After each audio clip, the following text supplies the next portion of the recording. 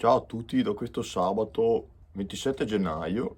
Adesso velocemente in un paio di minutini vi faccio vedere, così per curiosità, come mi procurerò un po' di legna per accendere il fuoco, e spaccando questo tronchetto, diciamo, datato almeno un anno e mezzo, utile appunto per accendere le prime fiamme prima dell'accensione della stufa a legna. Quindi andiamo subito a metterci al lavoro. Vedete in origine il cilindro di cui vi dicevo sarebbe questa come forma intera, quella è già una forma smezzata che ho usato in precedenza, facendo pezzi più piccoli, che questi adesso andremo a spaccare e fare piccoli bastoncini per accendere.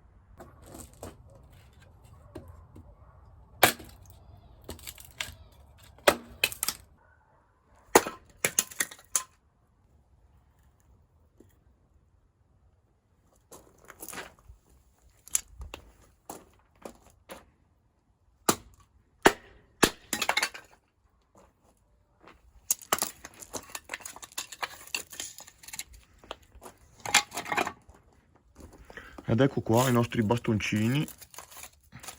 Questa è legna perfetta perché appunto è secchissima.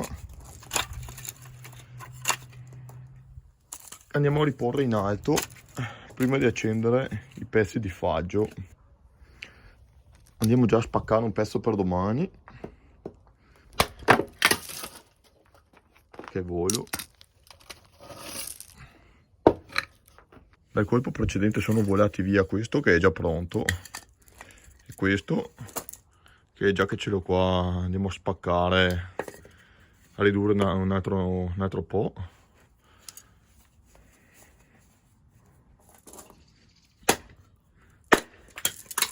Vedete che è legna facilmente rompibile.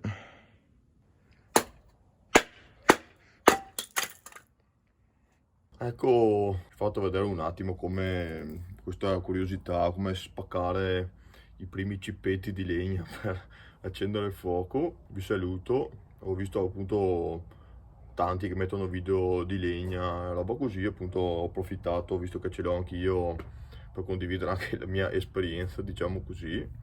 Però devo dire che è un lavoretto che mi piace parecchio, appunto spaccarla e far su le legnaie, non so, in dialetto si dice fare lo stelaro qui da noi. E niente, insomma, questa breve clip termina qui e noi ci rivediamo alla prossima escursione.